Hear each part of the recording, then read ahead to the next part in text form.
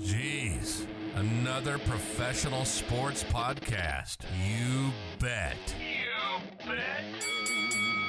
This is Sports and Stuff Like That, a new podcast special hosted by Joseph, Flores, and Novello.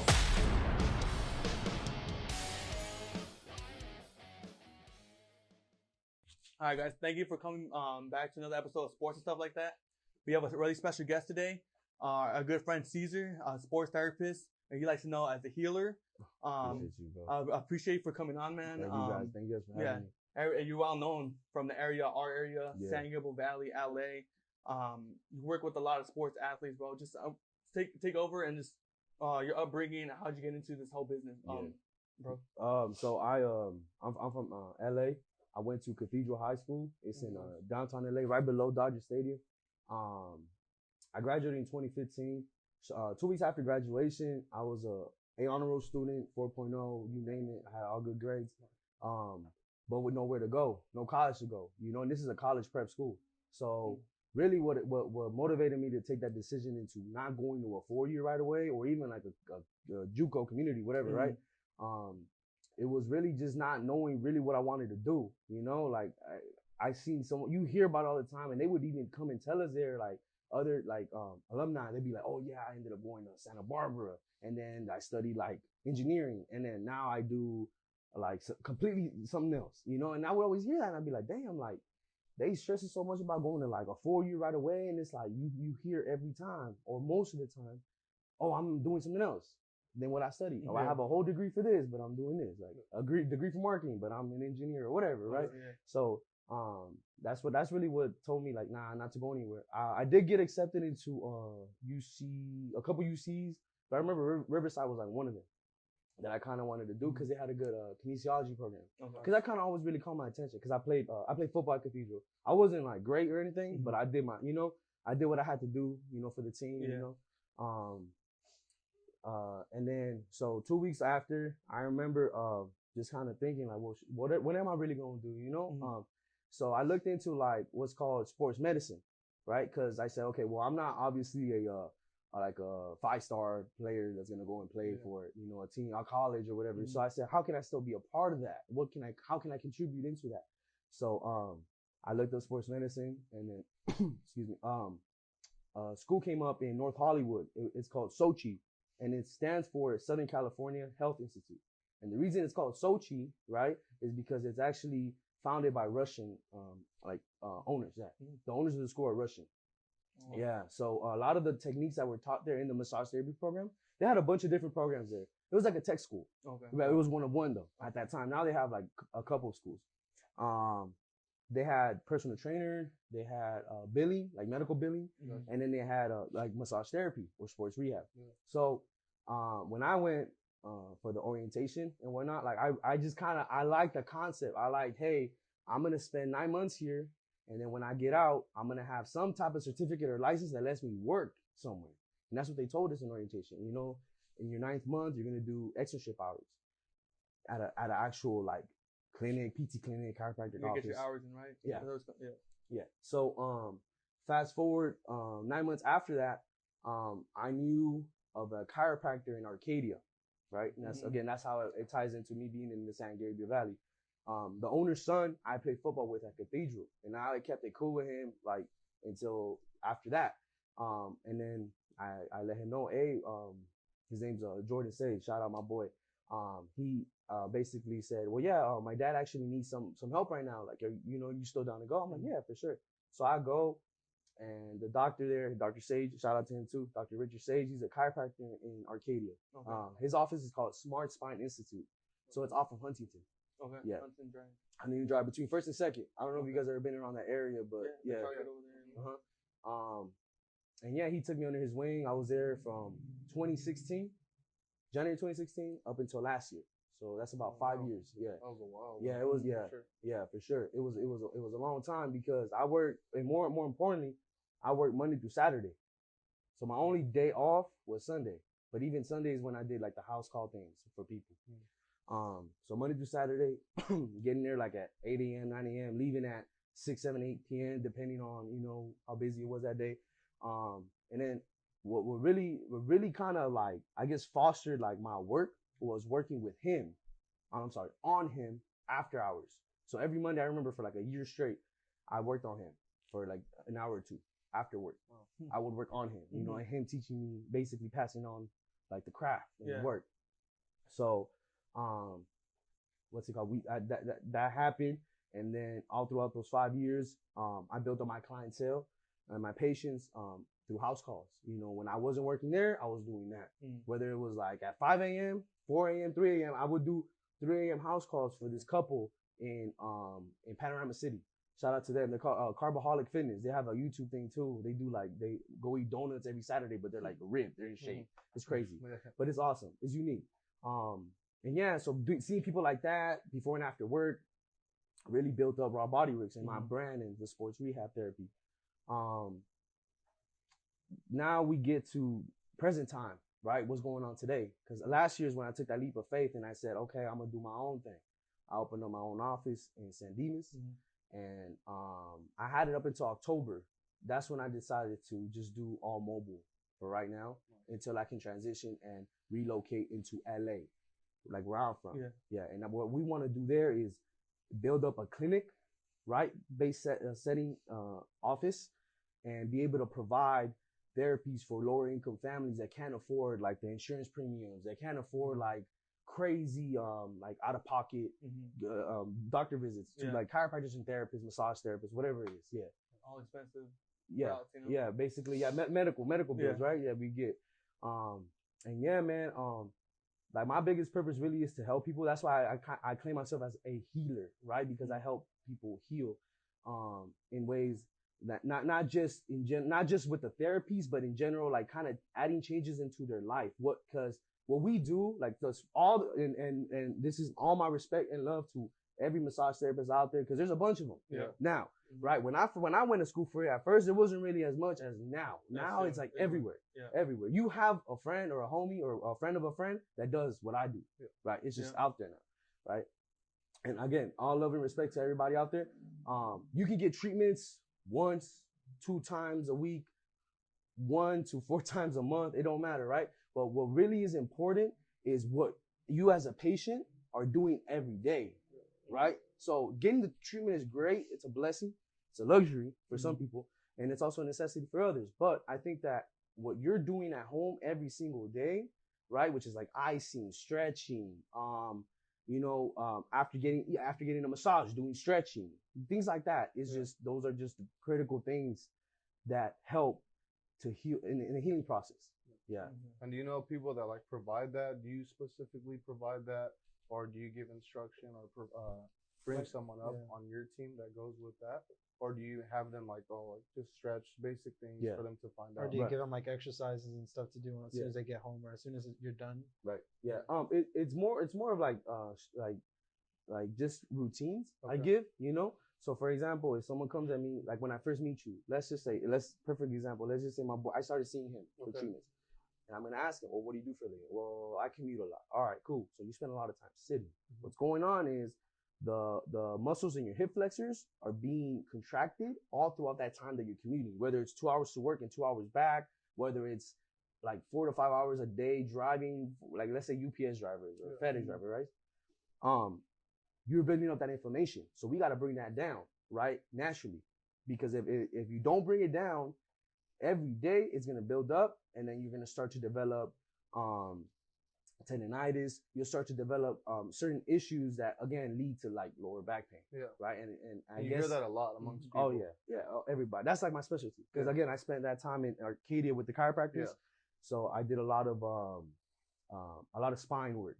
You can say I'm a spine specialist. I can say, you know, you can give me an MRI and I'll read it and I'll tell you what's going on and I'll tell you what you need to do. I guess the protocols. And that was a dope thing about Smart Spine, bro, because in Arcadia, because they had a whole system. They had a pain management doctor on staff. They had an orthopedic surgeon on staff. They had a podiatrist. They had massage therapists, everything. It was all in-house. So I really got to see the whole process of like when someone gets injured or car accidents, right? What's the actual process? First you see him, then you see her, then you do this, then you do that. So that was, I guess that was the dope thing about being in Smart Spine. And as far as like the name itself, how'd you come up with that? Like Raw Body Works, why did that attract you, or why'd you bring that? Yeah, so it's crazy, bro. Raw has always been like my name coming up. Like, that was like my nickname, I guess, right? Like, people knew me as Raw. People like, well, so they knew me as C Raw, right? Like C Rod, because my name's Cesar Rodriguez, C Rod. Okay. And I remember at one point, high schools, you just mess around. So someone said it at one point. They're like, "Oh, what else, C Raw?" And then I was like, "Oh man, that was dope." So then it caught on, right? I played football. It just it caught on. Sure. So then I kept the Raw, right? Part of like the C Raw. And then, when I came out of school, and I remember being in school for it, they told us, hey, like about like marketing and having a business and solidifying yourself with like a brand. And then I just remember coming up with different names. My first name actually is weird. I didn't like it. It was Raw Massage. I don't want to do that. But what's it called? Exactly. So I said, like what's something different? Like, but I still want to add the Raw to it. Yeah. So then when you get licensed to do like massage therapy in California, it's titled License of Massage and Bodyworks. So then I said Raw Bodyworks. Like, oh damn, that get caught on. And then ever since then it was a rap. Like everybody I met was like cool with it. Like, it's catchy for sure. Yeah, bro. It's catchy for sure. I like to bring up you said when you started, you said like in 2015, right? Is when you started? Yeah, that's July 2015. I graduated May 2015, right? Class of 2015. Yeah, class of 2015. And then 2 weeks after I started my journey of like learning the therapies and stuff, July 2015. Yeah. Okay. Yeah. You said like there wasn't a lot of massage therapy. You said your brand was like new in a way. Mm-hmm. How do you feel about, because I honestly, I pop up, like you said, everybody knows a massage therapist. Yeah. Do you believe like, is that competition in a way, or do you feel like, yeah, you're not worried about the competition. You're saying you have a brand yourself, right? And even though people are gonna mimic your practice in a way, that you're not like losing customers. Are you comfortable? Like, you're not intimidated at all. That's basically what I'm trying to ask. Well, let me tell you this, bro. So I always had the Raw Bodyworks. Like, let's say it like this, right? Because we're thinking at a level of like social media, right? Okay, so Raw Bodyworks was always my IG thing, always since the very beginning. But how I basically marketed myself at first was Cesar Rodriguez, LNT, whatever sports rehab therapist, right? Like me. Okay. So I did that for a while. And then I started like just reading up on like businesses and brands and all that, right? And I realized something. And I learned this. So when we look at that, right, as opposed to what it is now, right? You see my page now, you see me, right? The Raw Bodyworks, it's like a business, right? It's like you see, it's like a bunch of stuff going on. It almost is like a company, right? In a sense, and it is. It really is. I have a corporation. Like that's by the state of California, Raw Bodyworks Corporation. It's a business. It is a business. Now, if I would have carried on just as myself, as Cesar Rodriguez, I don't think that I would have gotten as much support as I have now. Even my clients and patients knowing that Raw Bodyworks is really just me, right? Now, thankfully, by the grace of God, I have two therapists that I brought along. They're student therapists, right? And work with me. It's just people don't support individuals, if that makes any sense, like that, right? Of course. Because if you think about it, right, that's why there's Apple, that's why there's Amazon. It's not Steve Jobs Electronics. It's not Jeff Bezos Delivery, right? Yeah. It's a brand, it's a name. So I learned that early on, and that's really what motivated me to just not really push myself as me out there. And if you look at my page, I don't really put myself on there like that, unless it's a video where it's like one-on-one video or something. Yeah. It's something that we were talking about also, just to kind of change the topic a little bit. You're saying as far as like an individual, right? You feel like you wouldn't have been as big as you are now. Because like I hear you a lot from even people that I know. I'm like, damn, we're talking about that. Like as we're even coming up ourselves, right? We feel individuals that thought would support us aren't supporting us. Did you feel the same way? Like using your name, you thought you were going to have more support. You being you have friends. But then you change your name or what you're using, you're getting more support. Did you have haters coming up? Or how did that work for you as far as starting your brand? Well, no, absolutely, bro. I couldn't agree with you more with that. There were individuals that at first didn't rock with me, and then they saw other people rocking with me, and they're like, oh yeah, bro, like we've been about this, right? But it's all good, bro. It's all love. It comes with it, right? It comes with it's part of it. It's part of it. Definitely, I'll say this, bro. So kind of touching on both of your guys' last questions. So if you look at, like I said, back then, 5, 6 years ago to now, right, there weren't as many therapists now. What happened really, bro, is there was like a kind of like a shift in that in the marketing with the massage therapists. What happened was what started becoming a lot more popular were like the massage guns, the cupping, the scraping, or like Graston that people say are certified and they're not. Like it's just because let me tell you why. Because Graston is a technique you learn, right? It's an actual technique. There's a whole like philosophy behind how Graston is done, right? It's not just getting a blade and going and scraping a muscle, right? That's called soft tissue work, which I can go do with my hands, right? It's just another form of what we call flush. It's another form of after breaking the muscle up, flushing it out. That's why people do scraping. That's why people do cupping. Well, why they should. They shouldn't just do cupping on someone just to do cupping if they're really hurt. If you're fine, if you're feeling good and you do cupping, nothing's gonna happen to you. But if you're in pain, agony, lower back pain or shoulder pain, and they go do cupping right away, it may not be the best for you. It just kind of depends on your situation, right? If you literally tore your rotator cuff yesterday, I'm not gonna go and do cupping today. The next day. Yeah. No. It's just no. There's a whole process. You gotta bring down the inflammation. You gotta wait for that to calm down. Once it's calmed down and scar tissue has developed, then you break it up and then you do cupping, scraping, all that stuff. Yeah. So when those things became popular, the guns, the massage therapists, the massage guns, the cupping, and the scraping, that's when I started seeing like, oh damn, like more people were coming out because these are tools. These are man, like you can go and get them, buy them, and then say, hey, I do this, right? Yeah. And the craziest part of this all is like my license, right? It's actually a voluntary license, so you don't even need that to do like the therapy stuff, right? It's voluntary. It's nice to hear, hey, I'm licensed, you know? It's just like your homeboy, like that. Because you feel me, like a barber. Like, it's nice to hear a licensed barber, but man, you have barbers, man. My barber was cutting my hair at 13. And, you know, we were both 13. He was 13 cutting me up and doing his thing. The only thing he didn't have was the license. Yeah. So, going back to that, when all those things became popular, and then IG, marketing became popular, like paying for like the sponsored stuff. Yeah. That's when all that blew up, because this is literally, okay, I'm not trying to expose anybody. I'm not throwing nothing at nobody, because look, I respect everyone. I have love for everybody.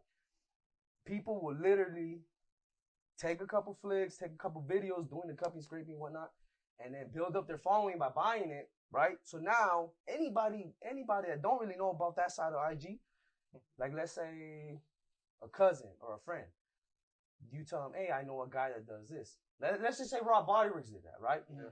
You see Raw Bodyworks right now, I have like maybe less than 3,000 or something like that, right? Okay, and I've been doing it, for 7 years now, right? You'll have another guy that started maybe 6 months ago with 30,000 followers and all these pictures and stuff, and you look at both pages and you show it to just not you guys, because you guys know about me, obviously, but anybody else, they're going to be like, I probably want to go with the guy who has like all these followers, right? With the person, because credibility. Credibility. Yeah, you said it. Yeah, credibility. And again, it's just all really a facade. And again, not knocking on anybody that has done that to build up their page and business. Hey, I respect all hustle first and foremost, bro. I'm all about hustle. But, you know, I do believe that the people that are seeking these therapies do deserve quality work and the right type of people to work with. Yeah. So going along, you're a very motivating person. I went back and because our friend Verduzco, you're on his podcast. My boy dope podcast. And you just touched on here. Our podcast is about sports, you know, right. And you're a very motivated person. Who'd you grow up maybe idolizing in a way? You did bring us that dope picture of Kobe. Yeah. Was Kobe your motivation? And who'd you grow up idolizing? Yeah, it was Kobe, bro. Kobe. I was, you know, growing up, you know, being from LA, I didn't get to see this Kobe, as a matter of fact, you know, because I'm 25. Right, yeah, so I definly saw this Kobe. This is my Kobe, right? The one with Paul Gasol, Magic series, Celtics series. Those were up until the last series with the Mavericks. Remember? Yeah, we got swept. Swept. That was it. That was all right. That was Kobe's last time in playoffs. I think got swept. I mean, that was but I didn't really get to see that. But no. Yeah, definitely. Yeah. So you know, I was like maybe 11, 12 when that was going on. If that junior high. Yeah. And bro, literally hooping was like my thing, bro. Like in LA, there's a park called South Park, and there had basketball courts, and my mom would take me. I would go hoop, bro, for hours, like hours, bro. And just me by myself sometimes, just even shooting the ball. Yeah. Again, I wasn't like great, but again, consistency, and I got better, and I was okay, right? I would hoop.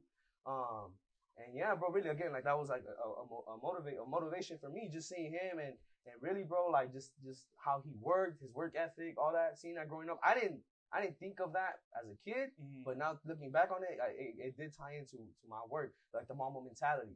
I'll never forget and I have a video of it on my Instagram. When they're asking him, "Hey Kobe, you won? Like, what's up? Like, why are you not happy or what?" He's like, "Oh, job's not done." So that's always been like my thing, bro. Every day for me is day zero, bro. Like every single day, I get up and I'm like, I have no patients, clients, I have no business, I have nothing going on. Like I'm ready to hustle. I'm ready to work. It's day zero, bro. Mm-hmm. Yeah. Do you have any other athletes you grew up watching or you really liked? As far as like football, I mean, I think the player that I probably looked up to the most was Brett Favre. You know, for like the Packers and stuff, and like what he did back in the day. Back in the day for them. Yeah, because again, that's like around the time where I was really into football. Mm-hmm. Yeah, but after that, really, nah, bro. Like again, I'm a Raider fan, but I did follow the Packers at that time. Yeah. I like the Raiders right now. What they're doing, bro. Hopefully, it's something great. Devontae Adams, Derek Carr just needs to do his thing, bro. Yeah, he needs to do his thing. I talked countless times about if he's your guy, but. I mean, now bringing Devontae Adams, former college teammate of his, right? Maybe there's more connection, but I will always stand by it. The Raiders are just cursed, bro. I feel like the Super Bowl is just a word that they always throw around, but it's not gonna happen. Yeah, it's bro. Honestly, like every year's a working year, right? Every year's a building year. Too much. Yeah, but I do like how they'll have like little like for example, I think the last couple of seasons they'll go like 4-0 or something, and that's like cool. You know, to see that. You know, definitely as a fan, but like I couldn't agree more, bro. Just everybody else is just hungrier, bro. And I feel like with the Raiders, every time what happens is their morale goes down once something goes wrong. Like they don't look at you look at every other team, right? Even like Tom Brady, bro. If things go wrong one game, bro, like dude, the next game just know he's coming back. He's gonna destroy it, bro. Yeah. It's not to get in his head or anything. With the Raiders, like as soon as something happens with the team, it's like everybody's like, oh damn, here we go. Like, you know, like first what last year was with the Gruden thing, right? And then it rugs, and then it's just injuries, right? And then it just. I just feel that's just how it is, because the time that I even always talk about it with my brother, the time that when Derek Carr broke his pinky during that playoff time, like that's the year where I actually thought you guys had a chance. Yeah. Like it was like, man, they're looking good, and then something always happens, bro. But we still had Amari Cooper. Yeah, that was when you guys had Cooper, and then look at Cooper's even going to Cleveland now too, bro. So there's a bunch of stuff going on right now. Like the NFL is going crazy with that. Yeah, but the Raiders for sure. Like, what do you think about Tom Brady coming back? That's dope. That's dope. Yeah, I think that's dope. I think it's dope, and it's dope if he wins again, bro. Like a Super Bowl for whatever reason, that's crazy, man. I wonder who's his sports therapist that's keeping him healthy for so long. You know what's crazy is like people like that, right? Like Tom Brady, LeBron, they just invest so much money in that stuff like that. Even Russell Wilson, he invested like $1 million in his like medical. Yeah. So he wants to be like LeBron. He wants to be like longevity. Well, Kobe had what's her name? The therapist. She's famous. Judy Settle. Yeah, she's always. She was traveling because the Mama Mentality book. I have it. I was reading it, and then it says in there that Judy would go with him to like Italy, like literally to that level, bro, on a family vacation, like on a family vacation, and she's there with him again just to keep him healthy. Yeah. Yeah. So what with sports therapy, is your main goal like to just athletes, or you say you have a bigger goal than that? Like you were probably talking. Well, check it out. Like I said earlier in right now, how my brand is sports rehab and all that. But for me personally, as an individual, I'm like I said, I'm a healer. So now what I've realized in the last 7 years of me working and building up my craft, I feel like it can be for anybody. Right. Again, there is a sports rehab focus, right? And it's always going to be there because, like I said, like I wasn't the best athlete, but I played. I've suited up. I've been on the field. I've practiced countless times.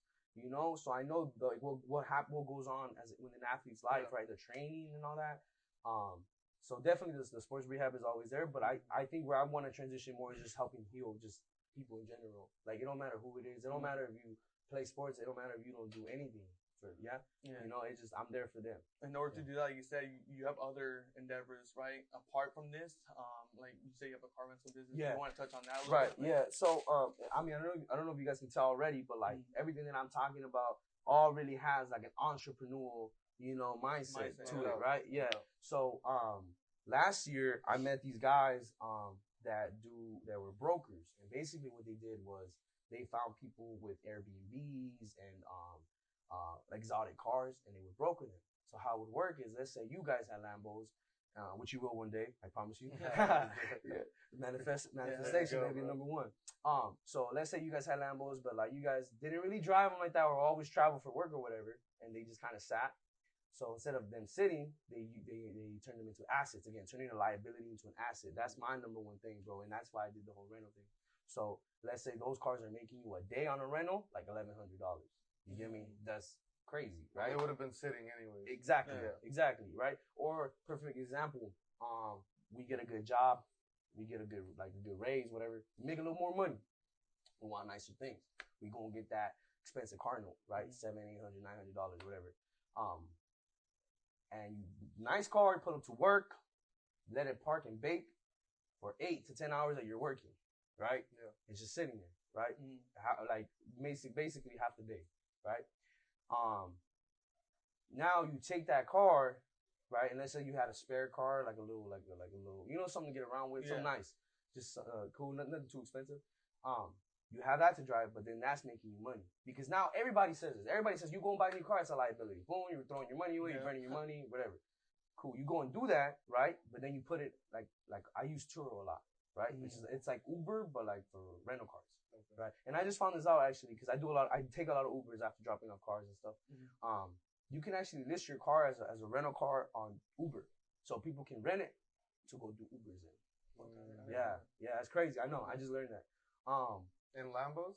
I don't know. You know what? That's interesting, bro. I don't know. Maybe you never know. I think that I've heard about exotic Ubers, like exotic. They're expensive. Like I know, like they have like the big trucks. That's actually what I'm working on right now. I'm working on getting 2 SUVs because I have 2 guys that I met doing Uber. They're like old señores, but they're like dope, good people, bro. And I want to hire them to do like private driving. Because I thought they were excellent drivers, and I think they do a good job. Because a lot of the clients that we get, there are a lot of like artists and upcoming rappers from like out of state and stuff, and sometimes like they just want to like get to events with their posse or their the crowd that they're with, and they take the big trucks and whatnot. So they have the luxury. It's called I think Uber Lux, Uber Luxury, something like that. Yeah, but I didn't know they actually have people renting. Well, I'm sure. What's the liability on that? Like, you have to go through insurance to drive. Well, Uber has it, just like Turo, because Turo has, like, for example, Turo takes a cut depending on the plan you pick, right? So if you pick like what's called the 75 plan, which is basically like a $250 deductible, right? So in case something happens, that's what you pay, and then they cover up to like I'm not too sure. It's anywhere from $500,000 to $700,000 in damages, right? So let's say, AKA the cars total both, or like the people get injured and medical expenses. I think that's what's included in it. Gotcha. It's called third party liability insurance.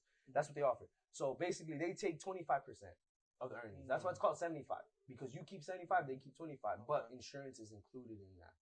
So it's covered. Okay. Again, like I said, going back to the whole idea of like turning a liability into an asset, that's what I tell most people. If you're able to own a second car just for that purpose of like doing rentals, I would say do it, because then now, and I would do it with a car that you like, like a car you actually enjoy. Like let's say a favorite car you have, like I'll just throw cars out there. Like let's say you have that dream Corvette. Well, boom, now maybe that Corvette can even make you money, because then let's say the payment on that is like $900. Well, those usually go for like $250 to $300 a day, right? After insurance, that's like maybe $180 the least you'll get a day, if like 15 days out of the month, pays for the car, pays for the insurance, and then gives you a little more on top. It just depends on how much you push it to, Yeah. Is there any like local like people? Cause all I knew was yours, car rentals. Is that like a big market in that? Like, yeah, bro. Like people like boom, like all the time they need rentals. Yeah, especially in LA, like. But really, like what's more out there is like brokers. Yeah, there's rental car companies, but what's really out there, just like again, like going back to social media, there's a lot of brokers, right, that list themselves as like a rental car business, but really they're just brokers that get, let's say, his Lambo that he'll give, let's say, me for $900, but then I'll go and do it for $1,200. So then I put my tax on top of it. And that's how I get my money out of it. And he gets his, right? So that's what you see a lot of now, a lot of brokers. Yeah. And you don't have to be licensed for that. It's just that what they call themselves. Like basically the middleman, bro. Basically, like having the knowing the right people, like having the right clientele. Like I know a guy who knows a lot of like rappers and like you know like in LA and stuff, and they are willing to come in with like some serious cash or whatever, right? And just rent cars like that. Sure, bro. Talking a little bit about like going back a little bit to what we were saying. When you first started all of this stuff, how did you DM like athletes? How did you do all that, bro? Like I'm thinking because us in general, since we're about sports, bro, I don't know how many DMs like we've sent, right, just to grow even a little bit. Right. But you're actually bringing a product, not just like sitting in front of the camera. You actually want to work on people. Did you give like free sessions at first, or how did you go about that? Getting your actual clientele, right? Famous people, normal people, whatever it is, you know. Well, it's great. It's really diverse, bro. Like the people that I've worked with. I've worked with the UFC. I've worked with the NBA, NFL, YouTubers, right? Yeah. Right, influencers. Yeah.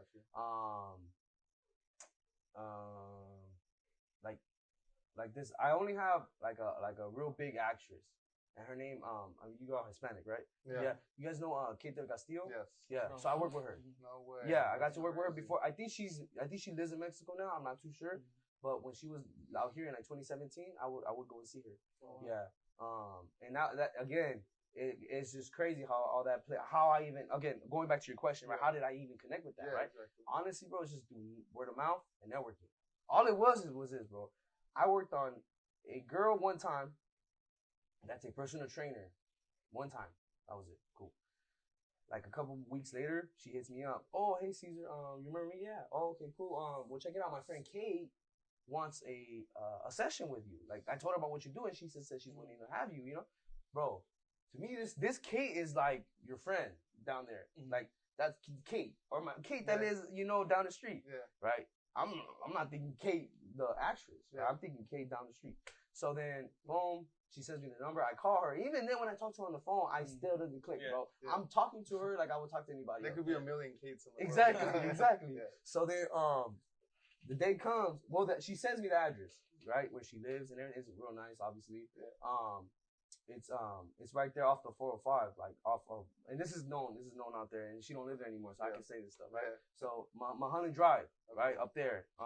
So I go up there and I'm like, this is a real nice neighborhood. Like, this is a good, this is a good person to work with, I guess, because it's a nice neighborhood. And that's what I always do too, bro. I do like neighborhood referrals. So let's say I come here, work on the family here. I say, hey, well, if you give me a person down the street or someone you know around here, I'll give you a discount on the next one, because it's like better for me. Because then I can map it like where it's like Thursdays, I'm down here in this city or in this area, and then everybody in the neighborhood would know, and it just kind of killed. Like I'm able to take care of everybody in that time. Instead of driving back and forth, exactly. You get 5 people out of the way. Oh, which would happen a lot at first. Got you. Right. Oh, definitely, bro. Definitely a lot. Like talk about going to the Valley, OC, and the Valley again, like in a day. Dang. Like I'm talking about from 9 to 5, Valley, OC, Valley. Yeah. Terrible. Hours of traffic. It's okay though. It's part of the process. Worth it. Yeah. So I end up, I pull up to Kate's house just to finish that right there with the and to go back to your question. Pull up, it's a gated community, and they say, who are you here to see? Well, I'm here to see Kate del Castillo. Yeah. That's the name that they gave me, right? Yeah. Still not clicking, bro. The lady looked at me like, okay, that's weird, but we never seen you ask for her, but okay, you came today. And then they call her, and she said, "Oh yeah, send them in." So they have like the security people at the gated communities. Yeah. He kind of escorted me down because it was like down and kind of hit him, not real hit him, but it would have been complicated to get to, right? If I didn't, So I get there, and then she opens the door, and then right in that moment, I'm looking at her, I'm like, I know this lady, I know her, I'm like, I've seen her before, I've met her or something, you know. So I say hi and everything. And then she takes me to where I would I guess like her gym, right? Okay. And we go upstairs, and then what's it called? I see all her work. Yeah. I see posters. I see her with other famous people pictures, and it's like, damn, wait a minute, this is that actress. And then, dude, in that moment, like, my throat was drying out. Like, I was all like, what the heck? You forgot everything. Yeah, exactly. We'll trip out. That's what I'm thinking, right? Yeah. But this is the crazy part about, like, really being dedicated to your craft and what you do. As soon as she laid down, my boy, like, all that went away, and I just went to work. Like, literally, just because of doing it for so long, so many hours in the clinic, outside of work, it was just a reflex now, right? Exactly. Yeah. Literally a reflex. But just to kind of end that question, yes, there was a lot of free work done at first, and something I learned, bro, and I'll give you guys this advice is it don't matter where you start or how many people you have. I mean, this is kind of different, I guess. You guys, I mean, it's not really like something, like you go and sell, right? Exactly, that's what I'm saying. Yeah. But you should never do something for free like that just because of someone's level of, I get it's nice if you want to give it, yeah, great. But I give free sessions to people all the time that aren't celebrities. Gotcha. You know. Yeah. So again, it's just about the right moment when you think, like, I guess when you see, like, what's the actual, like, how is this actually going to benefit me in the long run, having this connection with this person? Because I'm not going to go give free work to someone just because they have 100K followers and I'm not getting anything from it. Because I'll go work with 5 other people that have no Instagram and I'll get like 20 people that come hit me up. Exactly. Friends, word of mouth. The networking is the most powerful tool. Because that's how that happened. Again, that's why I said the whole story about Kate Castillo. Because, again, it was just, so when I worked on, again, all it took was just me work on that person one time, and it was word of mouth. Her mentioning it in the training session. Hey, this hurts. Oh, I have a guy for that. Boom. And that's how that connection was made. Yeah. Sure. And she was like your first like big celebrity? Like that, yeah. And then as far as like, so she's a celebrity, who's your first like big athlete that you think you're like, damn, like I can't believe I booked this guy or he booked with me? Yeah. I would say the UFC fighter, Mickey Gall. Okay. I Yeah. saw him on your page. Yeah. Sure. So who hit me up was his sister. Oh, And wow. she came across my page, I don't know how. And she hit me up with an email. Real proper, right? She's his manager.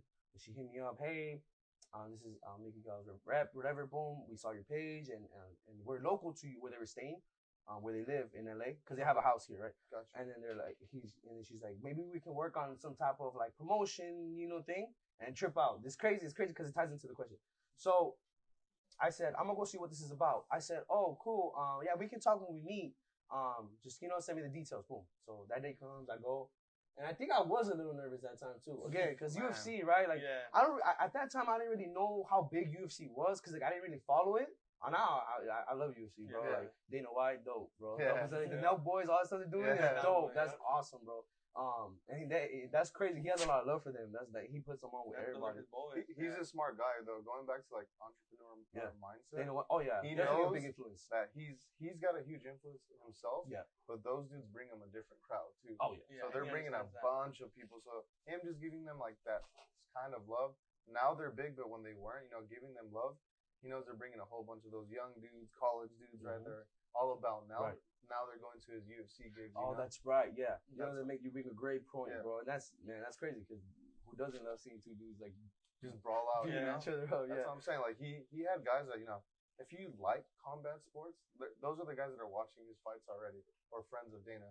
But now these dudes are just like, bro, Nelk is there. Let's just go. Nelk is there, and they're like, oh wow, like now I like the sport. Yeah, it's just growing himself. Dana knows what he's doing, bro. Yeah. He's like, he's really good at that, for sure. Yeah, because that's the thing right now, like the social media and all that. Social media.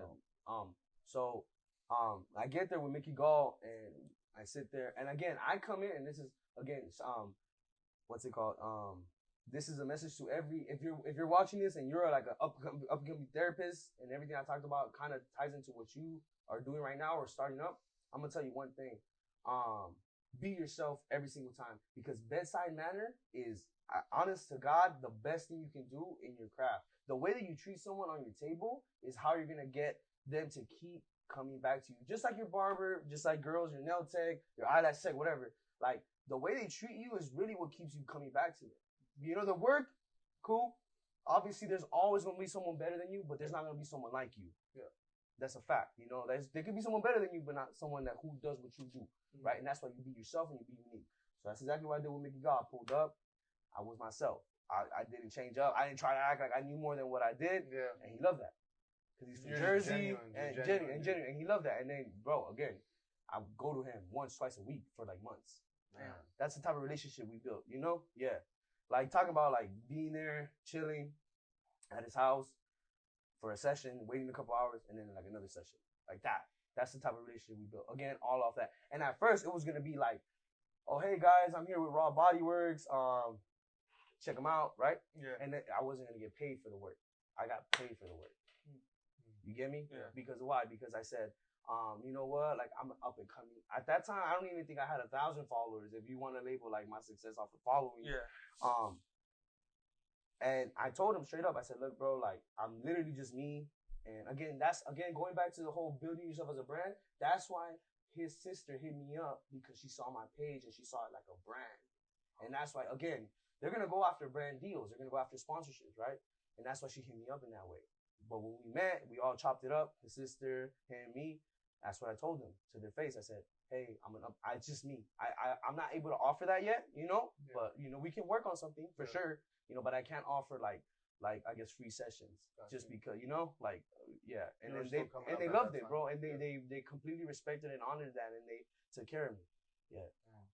That's it, bro. Now, do you feel like, since we're talking about him, that's like the sport itself, it's like a tough sport, right? Very physical. Yeah. What's like the more of like the worst injury you've seen on him, or how long is a session from someone that's not too bad compared to how bad like it can be, right? Yeah. So I mean, like with him, he did a lot of well, he's known for his like mat work, like the what's it called? I'm groundwork. That's what he's known for. So it was like a lot of shoulder stuff. A lot of shoulder, and I did learn a lot more about shoulder stuff just by consistently working with him. Again, consistency and just practicing and keep doing it again, repetition. Repetition was just key with that because it helped me, you know, build up that tool set, and like I could see the progress in helping his shoulders out, you know, get better. Because again, a lot of grappling, a lot of like that kind of work. Yeah, I wanted to touch on and give a shout out to Carlos Morales. He was actually our first guest on our podcast. Yep. We hit him up. We didn't even have a page yet for our podcast. No Instagram yet. No Instagram. He had our word. He came through and it was our podcast. What came about with even you know Little Solution too, his son. Yeah. Well, I was like working with him. Right. It was a good experience, bro. Because again, this was last year. Now I guess fast forward to like me when I'm a little more like or business oriented and like you know worked with him. Actually, I don't remember how many times I worked with him. Because I would see him a lot at the gym next door. Shout out to TNT training facility in San Dimas. Again, that's where he did a lot. His son trained a lot at, and he did. And that's really what it was. Because I was setting up my office in there, and then he saw me and Sip. Shout out to Sip, owner of TNT. He brought him over because I was in Unit 13, and then TNT's Unit 14. What was your relationship with TNT though? Did they just hit you up like, oh, we have an open space? Yeah. Can you come through? Or you guys? Yeah, well, check this out. So it was around the time that I kind of wanted to just take that leap of faith and work on my own, you know, and just because I feel like, you know, and I know a lot of people feel this way. When you're at a job for so long, I mean, it wasn't really long, but just the time that I spent there, again, being there Monday through Saturday, it was like 7-8 years, if not the 5 years that I actually was there, right? So in my head, I'm like, I kind of had reached my potential there, and I just wanted to challenge myself. Because I felt myself, honest to God, bro, like the COVID year, 2020, I felt literally, I don't know if you guys ever seen this, it's kind of so random, but you guys remember that you guys SpongeBob, right? Yeah. You know that episode with Squidward where he's like doing the same thing every day? It's like he's like playing the clarinet, he's eating, and then he's sleeping. Clarinet, eating, and then sleeping. It's repetitive. Yeah, that's what I felt being there, right? Because it was just wake up, do that, go home. Wake up, do that, go home. Every day. 6 days a week. 6 days a week. Almost 7. You felt held back in a way? Yeah, definitely. Because the amount of work that I do and the ideas that I have and what like I involve myself with as far as like everything else, like now, bro, like my schedule is like all over the place. I can't be held to a 9 to 5.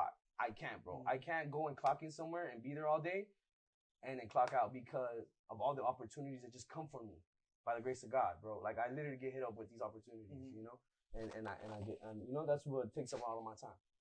Going back to like you said, the 9 to 5, you can't really, that's not your, ideal lifestyle. you know how there's people out there who are like, oh, go to college.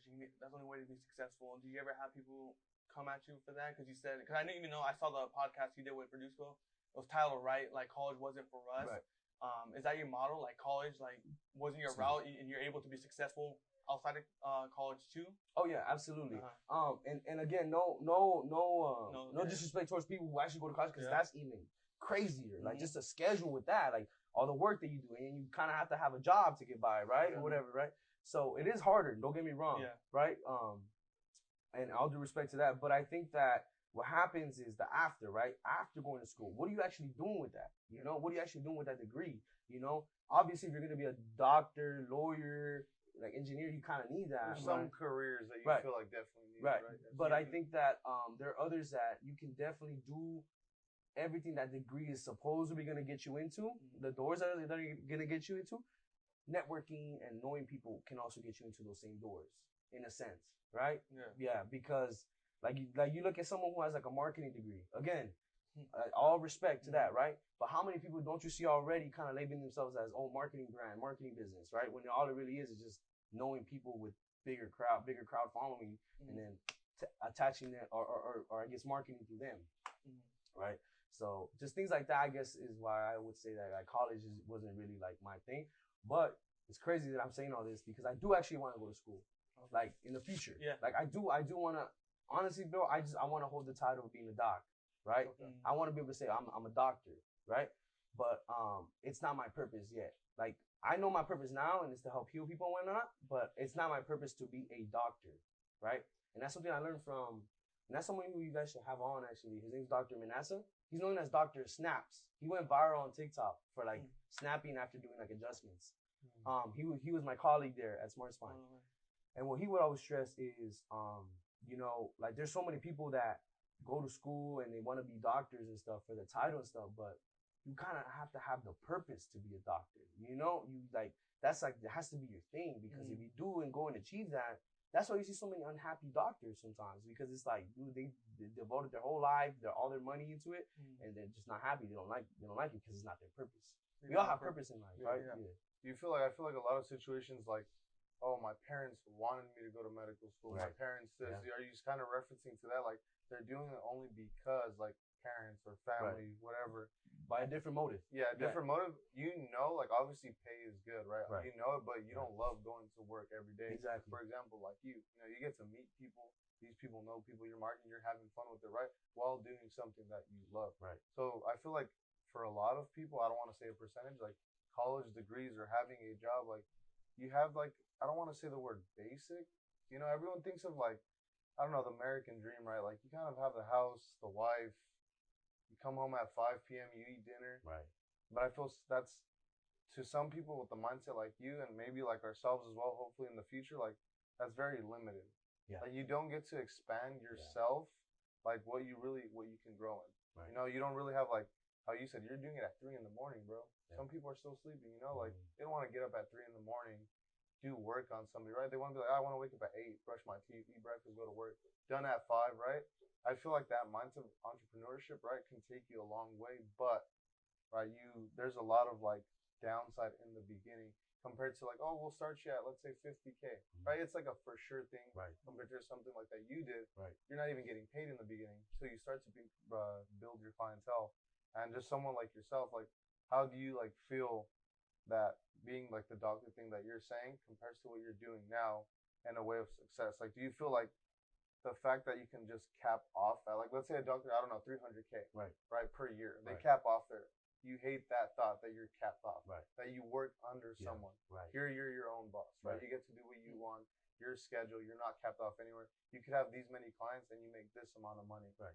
Do you like more, like, obviously you like more of that, but do you like the inconsistency of like pay? Right. But there also is no cap, like I said, in the way where you can make more. Do you like that idea the most? Like what is it mostly for the money, right? Helping people, obviously, but making more money, is it a big thing for you? Like, is the money like a huge motivation for you? Is it mostly the healing process for you? So, I love that question, by the way, bro, because it ties into like what really is my path right now. I don't like to say I like to make money. I like to say I like to make a living, Okay. Right? I like to make a living, right? To pay for my expenses and whatnot, like bills, whatever.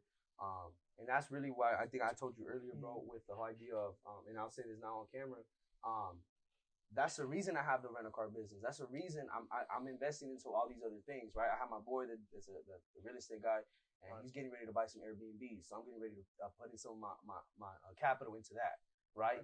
And if, again, I call them like plants, right? I have all these plants that I'm growing, and I got to just feed into it, right? Yeah. Yeah, but it was definitely, like, again, last year's when I'd say, it's been a whole year where I've been completely on my own. I like to say I'm not expecting a direct deposit.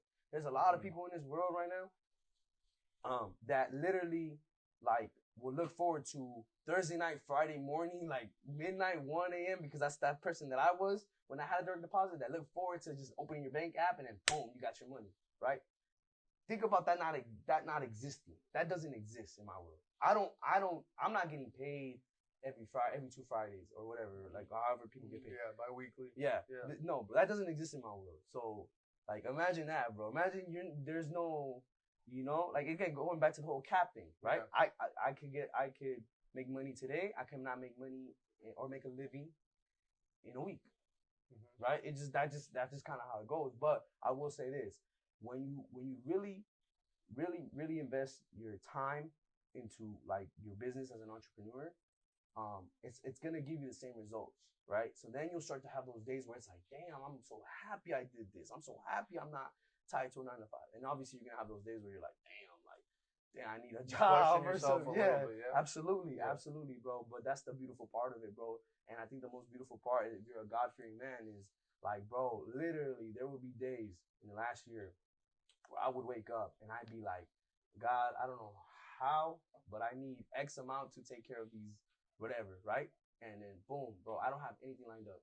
But by the grace of God, bro, X, Y, and Z will happen. Like, someone will hit me up and then they will have like some type of like, oh yeah, like we want to buy like a package deal. And then obviously that raises your capital because it's a big bulk of, and it's just crazy. That's literally what happened in my life. What happens in my life. And I feel like with that, like, you believe in it so much. Like, you used the word earlier, you're manifesting it, right? Yeah. Kind of like, I don't know if there's like a number in your head that you say you want to make per year, but since you're doing it in a genuine way, like you want to help people, that's like now just extra, right? The money that's coming in is just like extra for you, right? And that's something that's pretty cool, honestly. Yeah. And where it started, or where it's supposed to start with most people, if you want to live that kind of way, is, I guess, just eliminating debts, and just kind of basically kind of living by your means in a sense. It's nice to spoil yourself. Don't get me wrong, right? But if you live by your means and you decrease your debts, then you can live that way. Because then you say, hey, like, well, the amount of money I make is not really gonna jeopardize my way of life. Yeah. Right? I'm not gonna lose my house. I'm not gonna lose my assets, right? Because again, like, I don't owe anybody or whatever it is, Yeah, so it doesn't matter if today I don't make what I was supposed to make at a job because, I don't have those things to stress about, right? And I work with a lot of youth and going and kind of tying that question into with the youth is, and I'm going to say this right now, everybody out there that's junior, senior, about to graduate high school, potentially starting college, don't get stuck in the rat race that a lot of people get stuck in. You come out of school, you go to school and you get a job, or you just don't go to school and you just work. You start to make some good money, and then you're like, well, I'm making money. I'm gonna take all these credit cards. Boom, you get all these credit cards, and then boom, start splurging on them. And then now you're stuck. Now I gotta go to work. I gotta show up to this 9 to 5 because I gotta get paid on Friday or next Friday so that I can pay back these credit cards or this car payment, right? And that's why, again, I tie in the whole, like, turning a liability into an asset with my business. But that's really what I stress on them. Not only do I work with a lot of youth for sports, but when I do work with them, I advocate so many things. I advocate about, like, especially D1 athletes, right? I advocate how they can become a bigger asset towards colleges, and in what way. Obviously, the grades. Every school wants to see a good grade, a scholar athlete, right? Yeah, that's right. Right. And then obviously character, how they stand for themselves.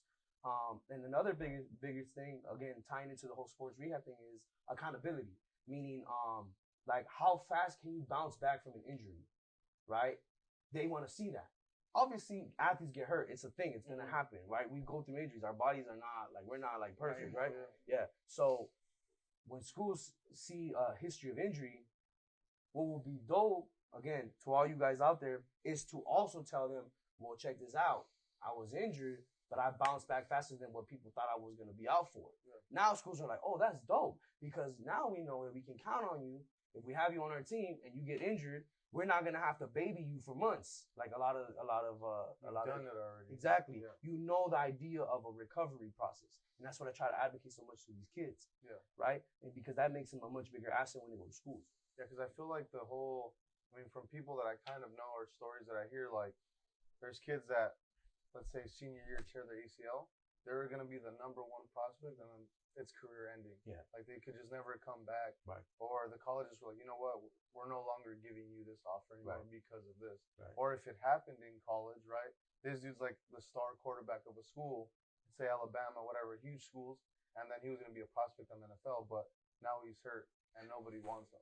It's crazy. You just said Alabama, and it's crazy we're talking about kids. Bryce Young. Yeah. Mm-hmm. I played with him. No way, bro. Dude was supposed to go to USC. I was pissed. So he went to Cathedral first before going to Mater Dei. Yeah. Oh, okay. Yeah. He was there 2 years. So I remember him as an 8th grader practicing with us. That's when I first saw him, actually. Yeah. He was right there downtown, and like he was practicing with us, bro. I remember him throwing, and then fast forward 2016, 2017 when I was working at that office. Okay. You know that guy I mentioned earlier, Dr. Snaps, the one that snaps after he adjusts, and then he talked about how like, oh, your purpose should be to be a doctor. Yeah. Like, you shouldn't pursue that if that's not your purpose. Mm-hmm. That's his doctor. So he would go to that office. I would see him all the time, bro. Super humble kid, extremely humble, bro. Like real, like honestly, bro, like that's a great man right there. That's a great man.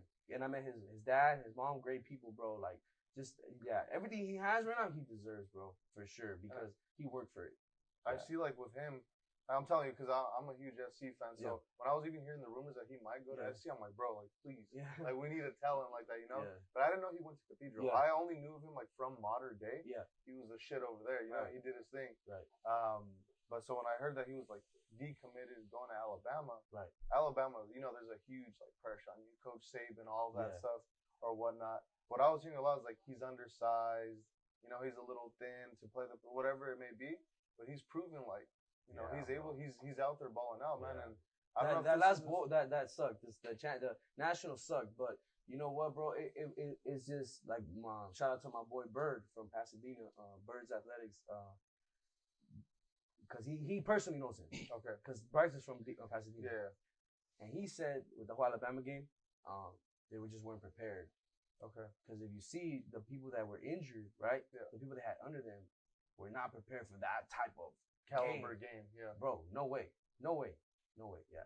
So that's kind of what happened right there with Bryce, you know? Yeah. Yeah. So he kind of had a lack of, I guess, weapons, right? Or he couldn't, you know, he still did his thing as much as he could, but he just had really, you know, and again, no disrespect to those players, because again, to be at that level is a whole, you got to be a whole different breed of athlete, but but again, it's just lack of preparation, I guess. Yeah. And I was going to say also, you brought up earlier, like, living within your means. Mm-hmm.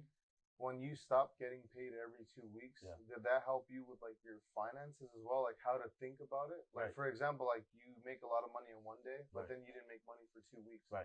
Now you got to make this last 2 weeks. Right. Did that happen often where you're just going to be like, all right, now I have to learn how to live within my means? Right. And moving forward to present day, like you live like that still? Oh yeah. Absolutely, bro. It's just sacrifice. Mm-hmm. Right. I mean, like if you go and look in my closet, I don't have any piece of clothing that's worth more than $40. Okay. You know, I don't have no designer, nothing like that, right? Right. Yeah.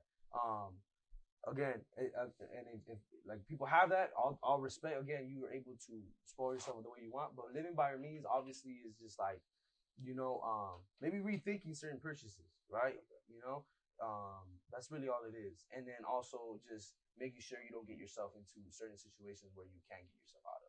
Okay. Yeah. Because I heard something once, like, let's say that someone's making $500K a year, right? Mm-hmm. But you're spending 450 of it. Right. Right. But you're making 80K, but you're only spending 30. Right.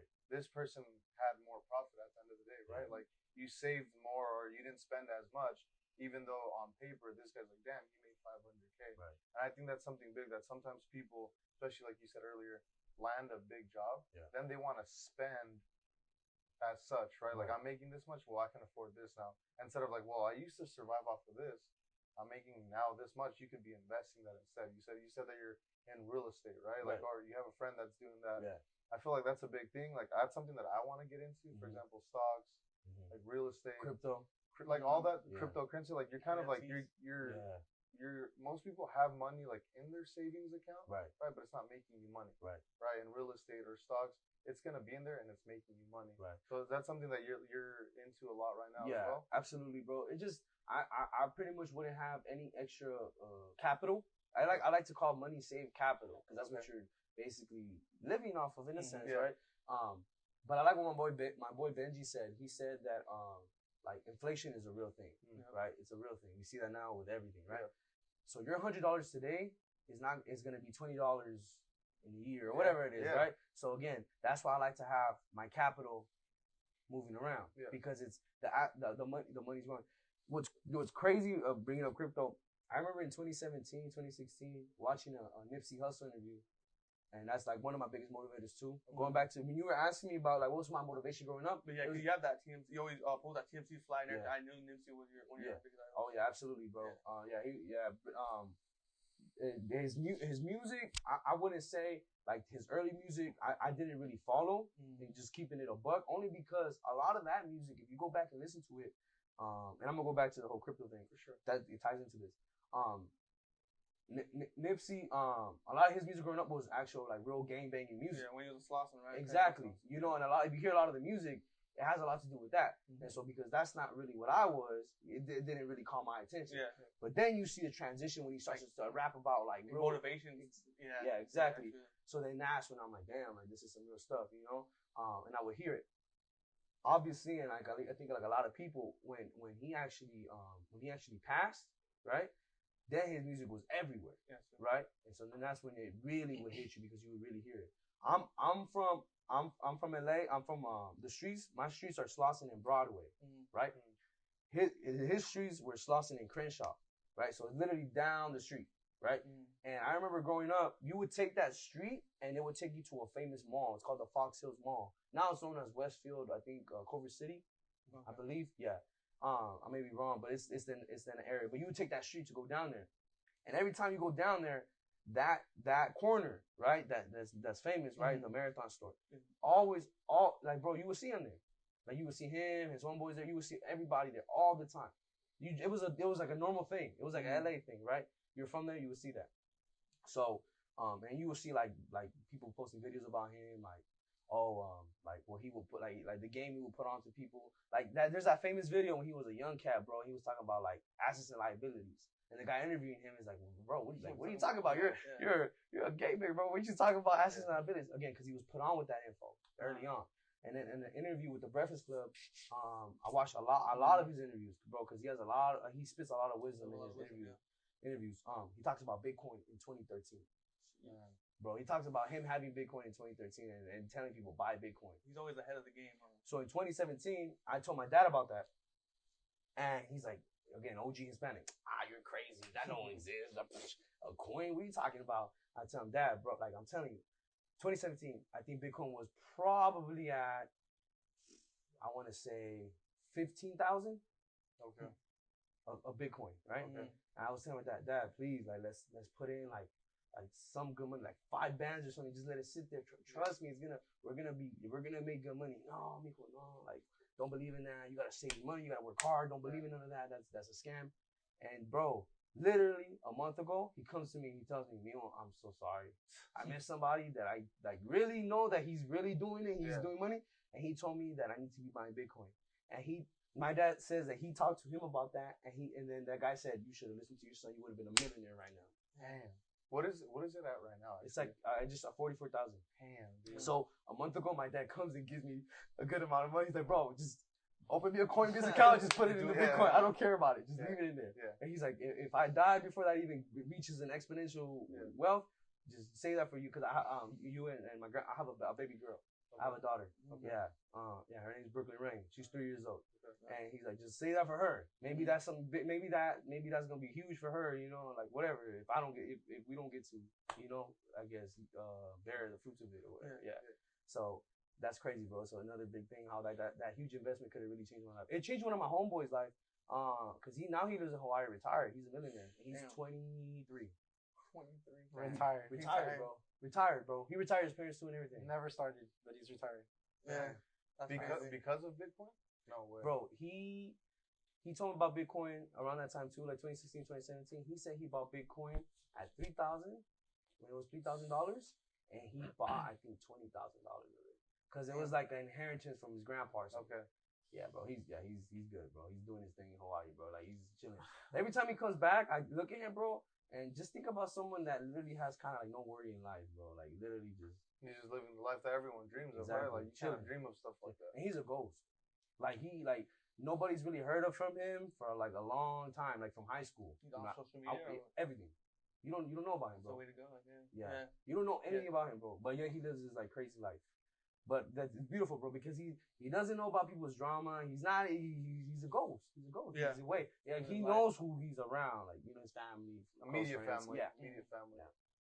Going back to the crypto, are you familiar with the NFTs at all? A little bit, bro, but it's still early actually, so it's still like, bro. People are not trusting. People are like, what is that? It's like when Bitcoin first started. Non-fungible token, right? So, bro, again, it's just it's all digital currency. Yeah. It's a value that a certain thing. What I would recommend is buying wrapped Ethereum, like just like there's Bitcoin and then like Dogecoin and then there's another one called ApeCoin. It's new. It's kind of towards crypto. Okay. Because you know how like the Bored Apes, the people who founded that created that coin. So in a sense, I'm seeing this already, and I bought a good amount of that. And it's still early. It's only like $14 right now.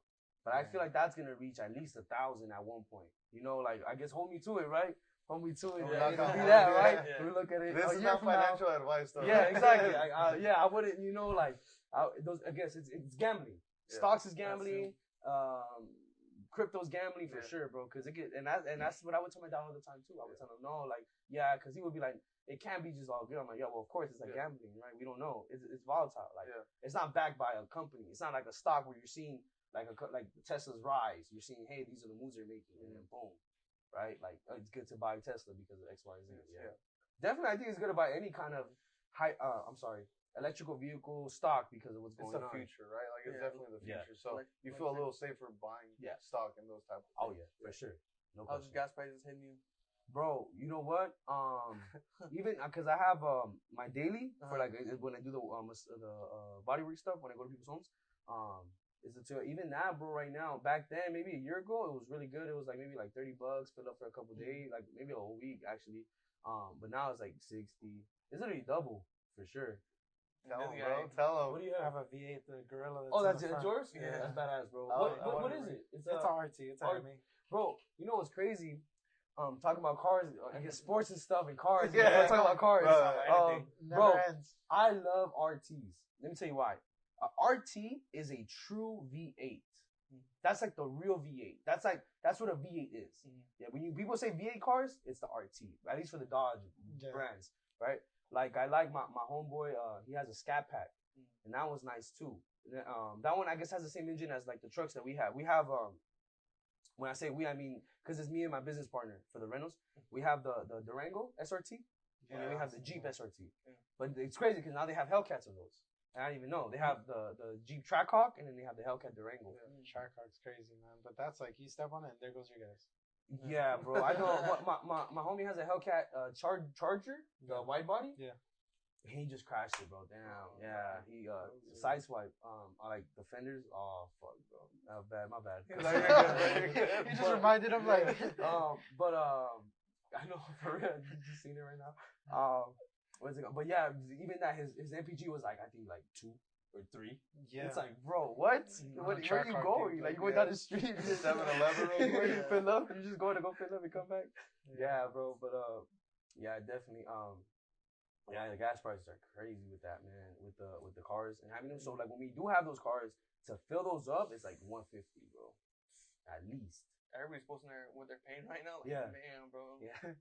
I'm not bad. I'm it's the same insane. way. But either way, when you rent your cars, they have to return it with full gas and everything, right? Yeah, we collect deposits, right? Okay. So I'm gonna go fill up regardless because I don't want to have no issues with it didn't have gas, so it's stuck on the side of the road. No, you have full gas, and then it's your responsibility, right? excuses Yeah. after that. So then the deposit we hold, if they don't come back, especially right now, if they don't come back with a full tank of gas, I'm gonna discount from the deposit what I'm gonna go fill up. You know, yeah, that's really what it is. Or if you come to me with full tank, I'll be like, nope. Before you leave, we're gonna go to the gas station, and if you don't fill up from the deposit, I'm gonna use that money. Cause bro, it's crazy. Going off those rentals, have you had any problems with anybody? And maybe someone crashed one of your rentals or Scratch. anything? It wasn't. Excuse me. It wasn't a crash, but on the Jeep in the front, there's a sensor that like when you're gonna like pull up to a car, it'll go beep beep beep, like you know. So what happened was the thing that holds the sensor, they had a little like minor they hit something. I hope it wasn't somebody. You know, because and up until it's been months now, so I'm sure there's no like issue. You don't have dash cams in your rentals? We just put some in. Okay. We just put some in for that reason. Yeah. We also put in trackers. And then we put in kill switches. So if we see, I'll share another story with that after this one. But the sensor, the thing that holds the sensor, it broke, so it doesn't really read it. So then that's an issue we've had. On the Durango, the front fender, they hit it. What's it called? It has like a little dent in it. Okay. So that's a Turo claim that we're doing. So they didn't admit to it. So you just they did. Oh, they did. Yeah, okay. but again, it's through Turo. So Turo will take care of it. Yeah, but of course they like it. It's insurance is always that. Yeah, always. It's a thing, bro. We already know. Thank God we have like that. Thank God it's not like my only car, you know, because then it would suck, you know. Yeah, because then business will be really bad. Because then it's like, well, while that's out, at least all these other ones are generating income. Yeah. So the reason we put the kill switch is because one time, on the tracker, we seen a dude going towards San Diego, and I'm thinking, okay, cool, San Diego, like, cool, right? We're still good, right? And then we see him touching TJ. I'm like, he kept going. I'm like, hopefully he's just chilling, you know, like it's how he sees him. I don't know, right there, you know. And then boom, TJ, bro, and I'm like, damn, bro. I think we all know, right? Like at that point, you out there, bro. Is hey, like, yes, it's them. It's them, bro. They could be like, get out the car. You feel me? Like whatever, the peoples or whatever. Yeah. So I seen that and I hit him up. I'm calling, nothing. I'm thinking, damn, bro, like we just got, you know, like they took it. So, long story short, I guess he just got drunk or whatever, didn't answer till the next day. The next day, I was livid, bro. I was livid. And it was worse. It was like someone we know, like a close friend, like someone we knew, right? Obviously after that, it was done deal. But when he came back, he's like, yeah, bro. He's like, yeah, I went, but I had my one of my boys that went with me is like a sheriff, and we were good. And I'm like, they don't care about any of that, bro. I laughed at him, you know, like, that's bro, funny, this bro. is, you know. But anyway, so thankfully, thank God, bro, everything was cool, nothing happened. They came back the next day or whatever, and then but it was. I told him I'm keeping the deposit, bro. I told him straight up, I'm like, that you cost me something right there. Yeah, like you for real, like, cause that would have been insane, bro. That would have been gone, like done. How were you able to sleep after that, bro? Like, I didn't sleep that night. Bro, I didn't my sleep. anxiety. I'm calling him, bro. Bro, my anxiety would have been like. It was like 1, 2, 3 a.m. and I'm like, I'm not gonna call him no more. I see the car's parked. I'm just praying he's partying and you know, right, or whatever. And then the next day, what's it called? He called me like around like midday, like 11, 12. And he explained to me. Yeah. Oh yeah, for sure. And then he called, but he was apologizing on the phone. He was telling me all that and there, but I just told him, I said, bro, like, nah, you know. And then he was cool with the whole deposit thing. He was like, look, bro, like I get it, you know, and whatnot, like, you know. But I said, the biggest thing was because he lied to me, bro. Because he said he was going to San Diego, and he didn't know about the tracker, you know. So. Yeah, like anybody else was reckless? No, I know you can't catch everybody. Like they're fast cars. No one else got reckless. Oh, check this out. This just happened. Another story. The Durango? Well, pretty much, bro. So that's what I think they'll do donuts. Dude, this just happened. Super Bowl weekend. Because it was also Valentine's Day weekend, I think. Super Bowl weekend. Yeah. Or it was like... It was around it. It was around that time, yeah. What's it called? So, they rented the Durango, and then we have a Corvette, a C8, right? They rented both of them. And that same night, that they rented. Not even like, it was just the first night, I guess. The first night they had it. I get a call from the guy who rented it. Hey, bro. And they're from out of town. They're from Florida. Hey, bro. What's it called? You're gonna have to come get the Durango from Manhattan Beach police department because they just towed the Durango and the Corvette or the towing yard or whatever. And I'm like, bro, like, you know, like, damn, the first night, bro. Like, not even like towards the end or something. Like the first night. And then again, I called and the person I was supposed to talk to supposedly wasn't gonna be in until Monday. That was Saturday. Okay. Right? So I'm like, damn, okay. Saturday night happened. Sunday all day, you know, okay, well, their cars are impounded, right? So they got it, I think they got it from Saturday to Tuesday or something like that. And then finally Monday came and I'm like, bro, I'm literally blowing them up. Like Manhattan Beach Police Department, I'm blowing them up. And I had talked, because I have a few law enforcement people that I work on with. And they told me, well, you got to speak to the, I think it's the watch guard or something like that. I guess the main person. And then you got to let them know about the situation. So I did. I spoke to him, and he was real cool about it. He was just like, he was like, well, yeah, we have here reckless driving. We have here that they were going like 100 on the street, and they were doing donuts, you know, stuff like that. Yeah. In Manhattan Beach, bro. I mean, I don't know if you guys know, like, bro, man, why would you do it in Manhattan Beach, bro? Like, not even, you know, like, that's like, you're gonna get caught up. Bro. No one's doing nothing right there, so you're the only one making noise. So, the Monday came, and then he's like, I told him on the phone, listen, I'm a rent-a-car business, and the person that rented it from me lent it or probably rented it to other people, right? And that exists too. And then they got caught up doing that. I'm the registered owner for both vehicles, and then he said, okay, we'll come in and, you know, like, show me and talk to me.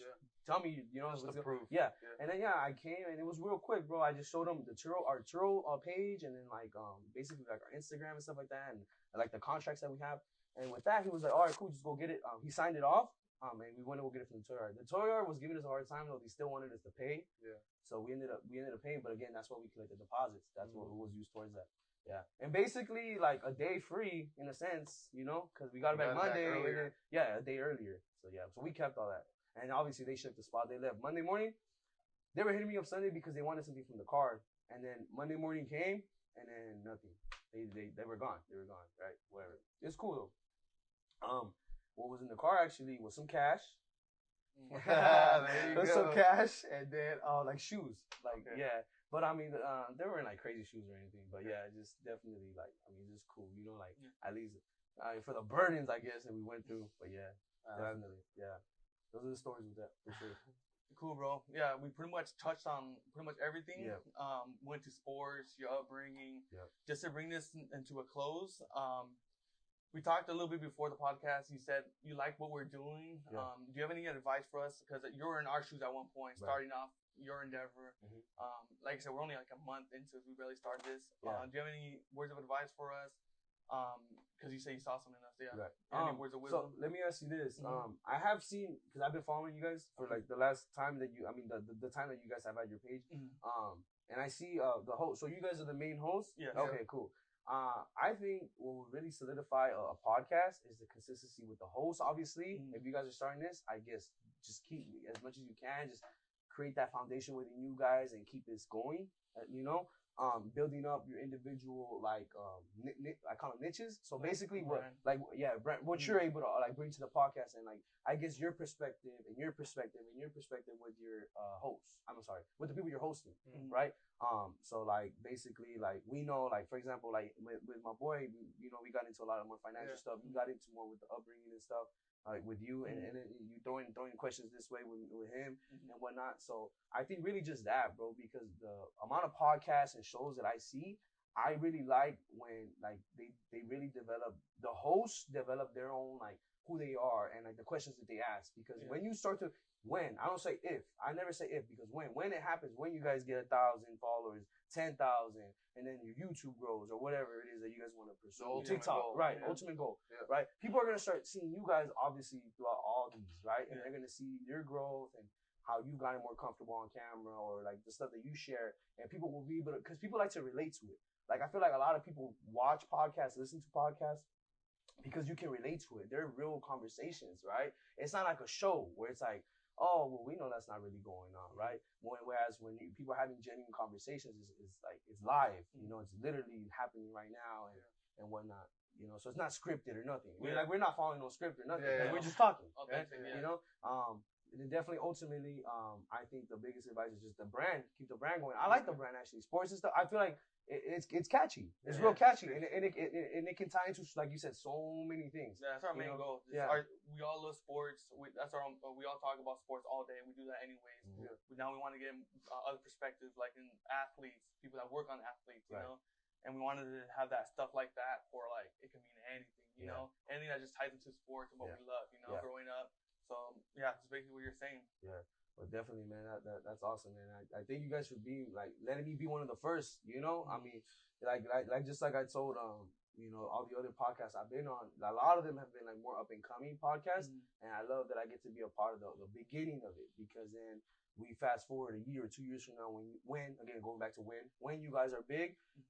We'll be able to have this conversation again. We'll be like, damn, remember we were doing this, you know, like, you know, we set it up on the weekend, you know, right now it's Saturday, you know, it's in the evening. We all could be right now somewhere, but look what we're doing. You know, we're probably changing someone's life. Maybe something you said, he said, I said, people are gonna hear, they're gonna be like, damn, like I think I could use that for myself. And this is again with every podcast you guys make. You know, it doesn't matter what. I like the barbershop one. That one was dope, bro. I like that. I like that a lot. That was cool. That was his idea right there, man. We just feel like that was one of the ones, like, at first, kind of tying back to what you first said, we were trying to reach out to like athletes, big names, to kind of be like, oh, to make us credible. But then we felt a little bit like, man, if we don't show like the local people love either, like local athletes that don't have a blue check mark yet, right? Or people that don't have 1 million followers. Like, what about when they become champs and we had them on first? You know, same thing with everything else. That's just sports. But then we're like, you know what? We can hold our own on different topics as well. You know, like what you do. He can talk about cars, right? We're saying finances, whatever, so on and so forth. We just want to make it where we can have anyone on and we can be knowledgeable towards it. And if we're not knowledgeable, they can teach us. Absolutely. Like everything that you're saying, stuff that I didn't know, like now I'm going to know because the person that we had on was able to teach us. That's the beautiful part of it, bro, and being a lifelong learner. You know, just taking that in, soaking in what you can, for sure. That's awesome, man. I guess just keep going. That's all I tell everybody. Just keep going, keep doing it. It's a marathon, like you said. It's really a marathon, bro. It's crazy, but that's really what this life is, bro. And there's always gonna be ups and downs. Always, it's just part of it. So things can get better, they gotta get worse. That's what I always say. Always, bro. Always. Yeah. Cool, man.